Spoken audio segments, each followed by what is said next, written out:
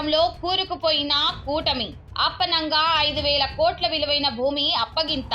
గీతం యాజమాన్యానికి 55 ఎకరాలు భూతర్పణం. ఎవరి సొమ్ము అని ఇంత విచ్చలవిడితనం? కూటమి ప్రభుత్వానికి రోజులు దగ్గర పడ్డాయి.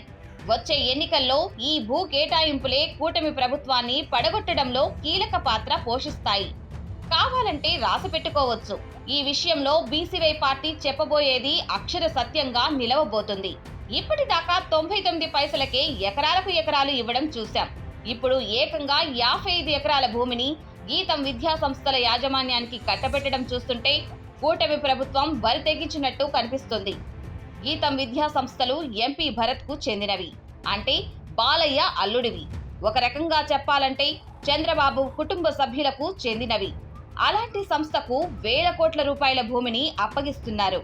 మనల్నెవరు అడ్డుకునేది, మనల్నెవరు ప్రశ్నించేది అనే పోకడ చాలా స్పష్టంగా కనిపిస్తుంది. హైదరాబాద్ తర్వాత అత్యంత విలువైన భూములు ఉన్న ప్రాంతం విశాఖనే. అలాంటి చోట అడ్డు అదుపు లేకుండా భూములు కట్టబెడుతున్నారు. ఏదో ఉర్సు కంపెనీకట, ఇంకేదో ఐటీ కంపెనీలకట. ఇలా ఊరు పేరు లేని కంపెనీలకు వేల కోట్ల రూపాయల భూములను కట్టబెడుతుంది కూటమి ప్రభుత్వం. నిజానికి గీతం విద్యా సంస్థల యాజమాన్యం దాదాపుగా 54.79 ఎకరాల ప్రభుత్వ భూమిని ఆక్రమించిందనే ఆరోపణలు ఉన్నాయి.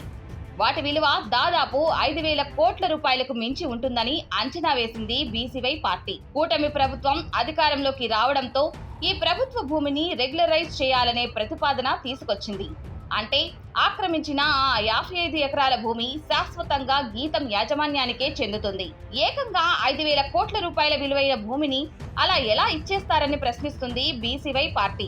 ఇప్పుడే కాదు, గతంలోనూ 79 ఎకరాల భూమిని ఇలాగే రెగ్యులరైజ్ చేయించుకున్న చరిత్ర ఉంది గీతం విద్యా సంస్థలకి. అది చాలదన్నట్టు ఇప్పుడు 55 ఎకరాలను కూడా లాగేసుకోవాలని చూస్తుంది.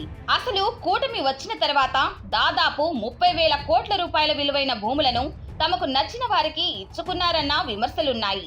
ఇప్పుడు మరో 5,000 కోట్ల రూపాయల భూమిని రెగ్యులరైజ్ చేయడంపై బీసీవై పార్టీ ఆగ్రహం వ్యక్తం చేస్తుంది.